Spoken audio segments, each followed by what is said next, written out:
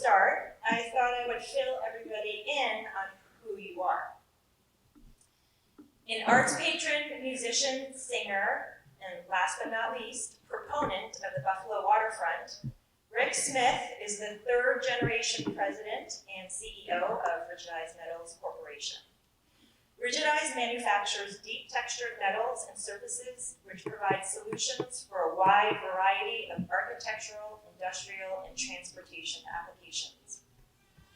The company is located on Ohio Street in the city's Old First Ward. Since purchasing several grain elevators on the Buffalo River in 2006, Smith has been actively pursuing the authentic regeneration of these structures on the site known as Silo City. Who's been to Silo City? Wow! All right. He has opened up a unique space to host wonderful art exhibits, musical performances, light displays, tours, architectural studios.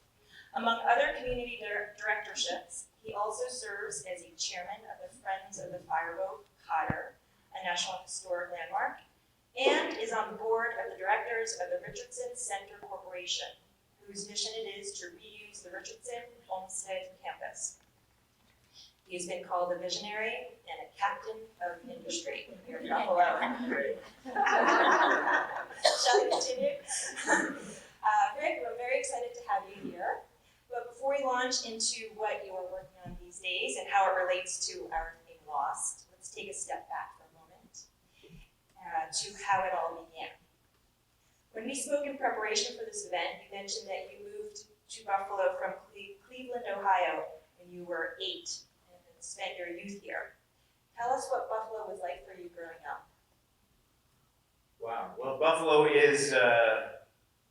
was very different back then, but to grow up in Buffalo was, for me, was idyllic. I lived at the corner of Windsor and Forest in the Delaware district, and we had 14 great pals, everybody from 8 to 14 years old, and we used to, climb garage roofs, and we used to ride our bikes to Tony's, but most of all, we probably played just about every game there was, between stealing bases and British Bulldog and a whole bunch of great things, but and our group was called the Windsor Wickets. And one time, I was coming back from Delaware Park, and Whiting, who was much taller than I was, he launched a football that went way too far, but I chased it, and I chased it in the middle of Forest Avenue, and I caught it, but only for a brief second, because I got run over by a car. And on the corner of Windsor and Forest, there is a light there that used to blink, but now, 50 years later, I can take my children by, and it's a true light now. It actually changes. So we've had to step up. But unfortunately, my mother got to watch the whole thing. But growing up in Buffalo, we used to go to Eden and to those places south. And Lackawanna was just a cover of haze and bad smells. Plenty of you guys know this area. And Rigidized was right next to all these grain elevators, which is why I eventually got into this stuff. But you just never had access. So that was sort of growing up in Buffalo. Excellent. And then after you left Buffalo, I think to pursue university, and you spent 20 years away from Buffalo, and then returned to contribute to your family business, Rigidized Metals. About when was that? Was that 98. 98. Okay. Had your impression of Buffalo changed at that point? Yeah, I mean, it was more or less a family decision to come back because my mother was sick and Dad was tired. So he was tired. It was a good time to come back. But no, it was time for me to come back and participate in the hometown. And one of the first recollections I have is maybe after 4 months of being back, I went to Left Bank to have a beer with a friend, and there were two younger guys, younger than me, maybe by a decade, and they were sitting at the bar and they were saying, I'm going to miss you, buddy, but I'll be down in 6 months. I said, well, where are you guys going to go? He said, well, I'm moving to Charlotte. I said, well, why are you guys moving to Charlotte? Buffalo's really cool. Buffalo's got no traffic. We've got all these great cultural amenities. And And they said, oh no, Buffalo sucks, this is this, and we really, we're gonna go, I'm gonna go meet my buddy down there. And so, one of my original sort of thinking was, we gotta get Buffalo prouder of itself, and it's gotta become a place we wanna be from. Because I watch people always sort of say, where are you from? Well, Buffalo. And that was sort of what it was like back in the late 90s, early 2000s. And so that was my first impression of coming back to Buffalo was, boy, it's such a great place. Do they know how good of a place they live in? And at that juncture, I thought, we thought that the young people, those are the guys that we need to keep. And the 30 to 35-year-olds are really the guys that we've got to make an effort to attract and retain. And so at that point, what were some of your goals at that point once you realized that that was very, very important for Buffalo back then?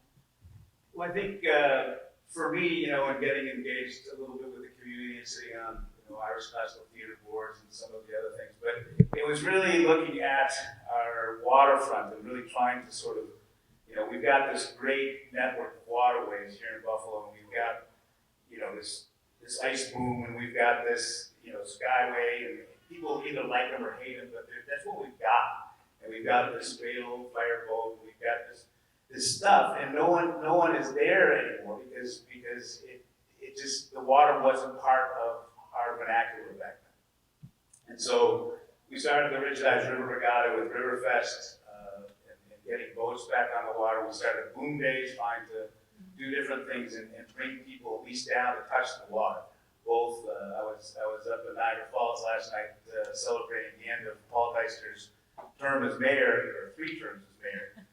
He told me, you con me into this. And I said, no, I can't. But anyway, the cool nature of having this great waterways, we've got a whole bunch of them, was really what I began to focus in on, was really, how do we get people back to reorient Buffalo towards the waterways? Great. So this month's Creative Mornings theme is lost. How is the concept of lost fitting to the work you've done over the years with that goal in mind, with regards to Buffalo, its waterways, the waterfront? It goes back to I don't know, I've got like 412 slides. I've got really just, I don't know, that's what I need to look at. But, just imagine yourselves back in the day of long ago when this place was not very inhabited. And imagine a fisherman getting out of his canoe and pulling up in between 2 basswood trees, which are De-gi-yah-go Americana, I know this now. But and going into his bark hut, and this fisherman was quite a sight.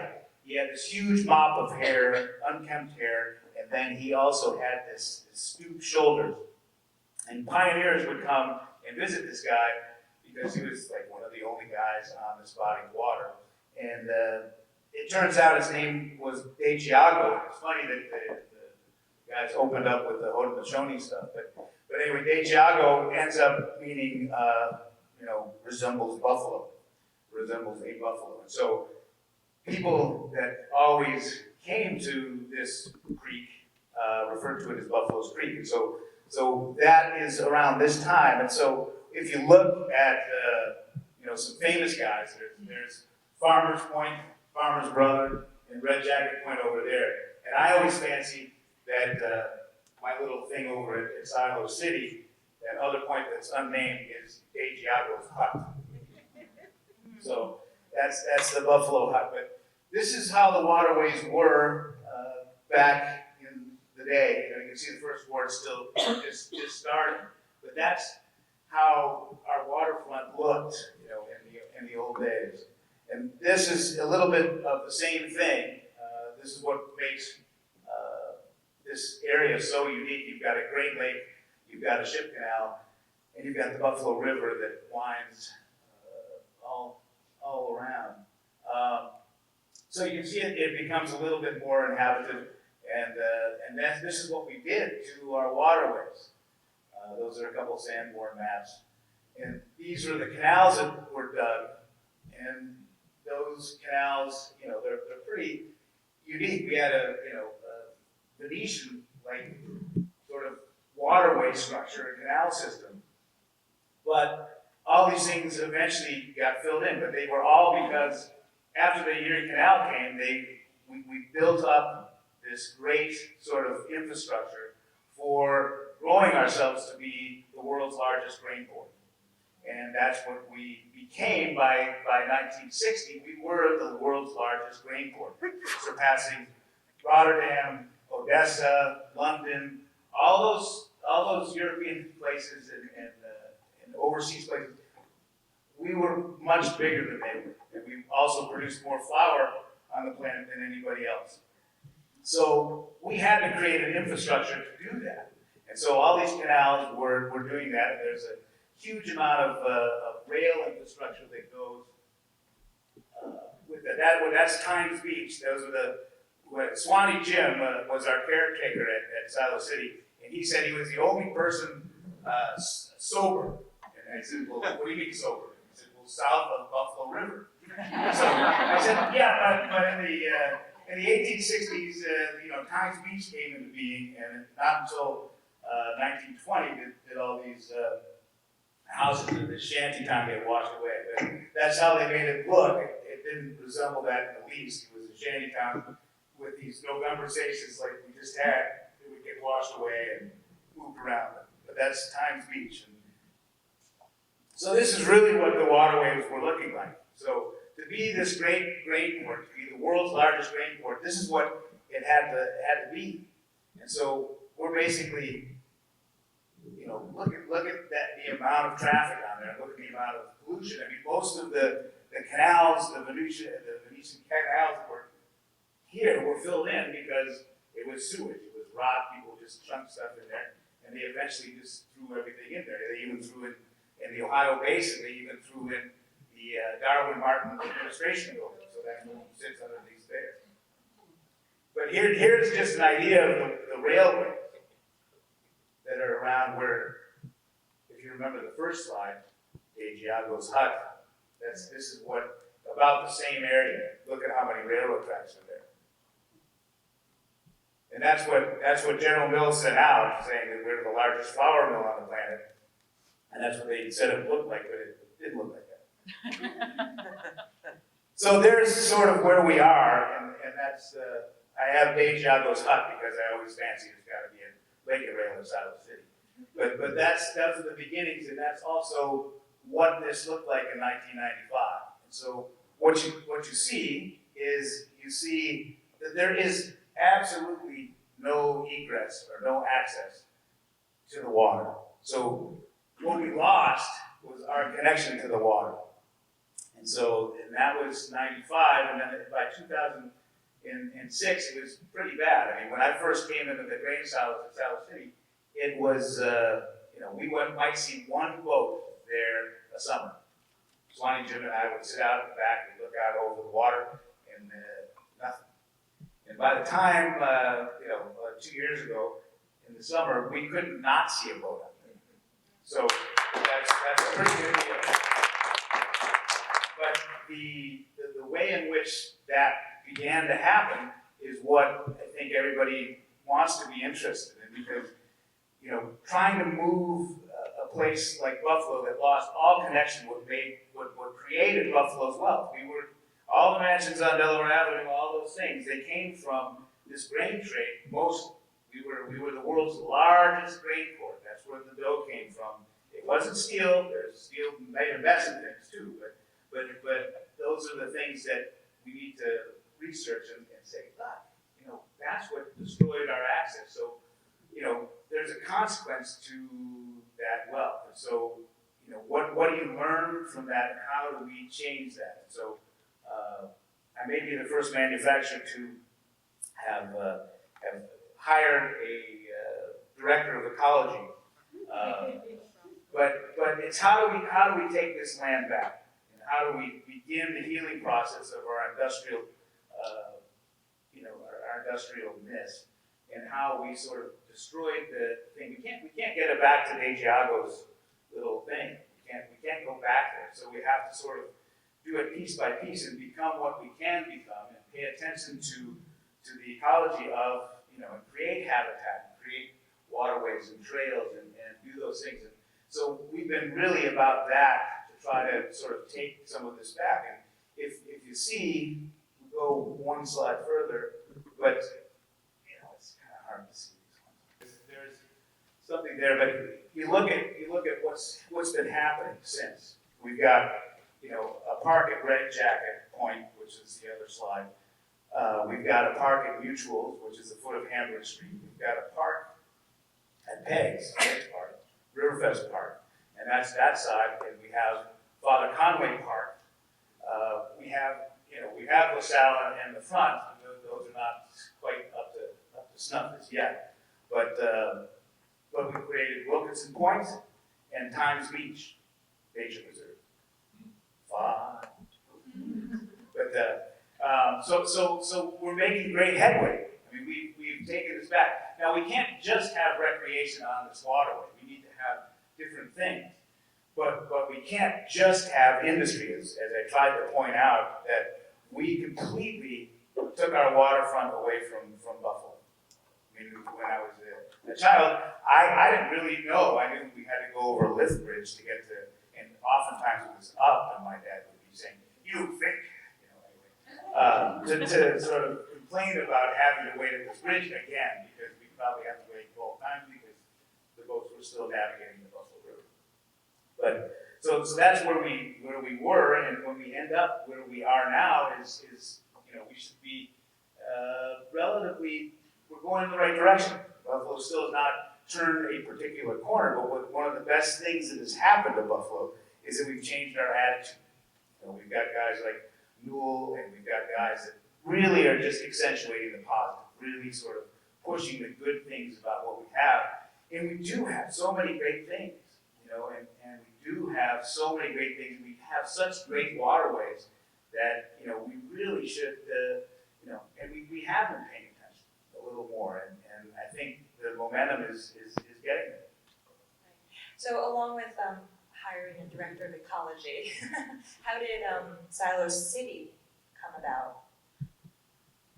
Well, initially I wanted to have Kevin Townsend, the NFTA, knock down the pier out in the outer harbor for whatever reason they couldn't explain.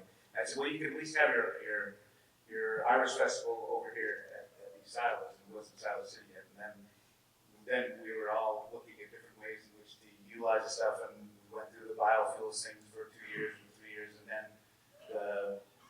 at the preservation conference, historic preservation conference, we hosted UB and the architects and the conference goers to a cocktail party in the middle of the silos. And we said, well, I don't know what the hell we're doing, but we're hosting this thing. And so we did, and Swanee Jim then became a wedding planner. And the rest is history. So the idea was that it worked, and people from around the country had the same, so this is an amazing place, and so it spoke to us, and we decided that, okay, let's change stuff. Let's open it into the public, and we've been doing that since 2011. 2012 was American Grain, which was the first sort of big project, and then City of Night, City, we did a whole bunch of different things, but the one that speaks most to the to what we're about is the Just Buffalo reading series. We just tried to be pretty good at trying to offer some places to read, but now we have international poets lining up to read at this place. But we also make things happen with the music, and not like Creative Mornings here, where you get some music and some speaking, and those are the types of things. So we tie the visual art, and we try to tie at least 3 or 4 nonprofits together to go and make something better. And that's been the collaborative nature of how how Swanee and I and the rest of the gang have been trying to run Silo Cities, is get everybody working in the same way. And do you have future plans for Silo City? Well, Swanee went, at 70, he wanted to retire, so he's no longer the only sober guy on the planet. The irony is not lost. So since that's happened, a city, and Mark Van Kohler, Mark the Junker, really was the name of Silo City. I didn't say that, but he said, "No, I said, where are you? Mark said, "No, I'm in Silo City." I said, "Wow, that's what it is." That's Great.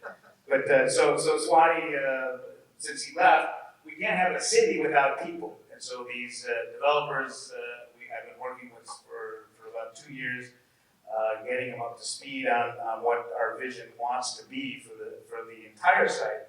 I've allowed them to pursue developing housing in the American Mill building and in the warehouse. And those things, I mean,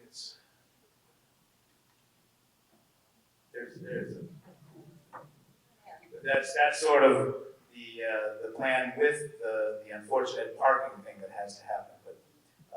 But that does not touch any of the work that we've done with the pollinator garden, the beehive, the pond, the meadow, and that allows us to really open this thing up. Great. And so in recent years, then, it sounds like you would say that Buffalo has found herself again. It's starting to come back, reinvigorate, regenerate. All the rewords. I'm a retread myself. No, yes, I think Buffalo has really, turned for some. I think the attitude is what has changed and what is needed to change. And I've met with a couple of guys that are higher up and are smarter than I am, but we've always thought that we need to get a 34-year-old to say, look, this is where I'm going to make my career. This is where I'm going to stay. This is where. But to do that, you have to make cool stuff, and we have to have cool things to do. We have to, one of the coolest things I think you can do is take a canoe, through Elevator Alley. You can't do that anywhere else on the planet. I mean, that's where you really get the scale of these canyon, these mammoths of things. So create cool things, but we still gotta start hiring people, and that's going to be up to you guys and to the rest of the guys. Right now, we're still flat. We've changed our attitude, which is the best thing in the world, and you can, be like George W. and say mission accomplished. I don't have to listen at the left bank anymore to young kids saying, "I gotta get out of here. Buffalo sucks." So that's not happening anymore. So I think that's the big thing that's changed over the last 20 years. We really have moved into a place where we are confident in our town, and we really enjoy being here. This is a cool place now. And I think that's the first thing that had to happen. Now we got to see how the next generation sort of moves this stuff up and turns that sort of enthusiasm into jobs and into being able to work here. And I actually didn't realize that you were on the board of directors of Richardson Olmsted campus until yesterday. Yeah. What are the plans for that area, Hotel Henry and all those beautiful buildings over there? When I spoke at this thing, we had another conference here, and Bonnie Floyd Albert had me speak. And I was with Howard Zemsky and Rocco Termini, and it was me. And I said, "I'm way out of my league here. This is not it." But Howard was pretty much in charge with Stan Lipsey and getting the Richardson thing as far along as it's got. That sort of campus, between Silo City, Larkinville, and the Richardson complex, that's a great triangle, and that's really where I think the energy should be focused in that particular area, and it is, with the Albright Knox and some of the things going on. But it's a wonderful campus, and it's similar, where the gap in the financing, the gap between what's possible and what's impossible, and how we make up that financial gap has been hard for everybody to do at the Richardson, and also it's hard at Silo City too. But the vision is there, and it's actually happening. The Hotel Henry has been a great anchor, and we really have that. The next generation of stuff is exciting. We just gotta, it's hard renovations. It's, the hallways are way wide and the rooms are way small and the walls, so it's been a challenge, but it's also been, really worth it because that's another hub of the city of Buffalo where I think we really need to focus on because it's already there. I mean, you've got Buff State University right there. You've got some world-class museums right there. We've got these building blocks, and that's really important. And one of the things that we've often said at Richardson, and I've worked with Weedy and some of the other guys, is really this has got, it once was a barrier. There's Mrs. Sportsky from the Insane Asylum visited our house one time, and my little sister Pam said, "Mrs. Sportsky, you lost your shoe." And anyway, so it's always been a barrier. No one went beyond that. When I was growing up, the Insane Asylum was that way. But now we want this to really be fluid in joining, the Black Rock, the Riverside communities with the Elmwood and the Delaware districts, and that's, we're the linchpin of that. So we got to never forget where we are between these two communities, because once, it was like Main Street in the old days, where once you cross, that's a different zone, and we've got to knock down those barriers, and we've got to reconnect. I mean, connections are what it's all about, connecting from here to there. I think that's where Buffalo wins, and that's where we start to get a whole bunch of employment things happen. Wonderful. Well, Rick, it looks like our time is up. Thank you so, thank you so much. It was an honor to have you here.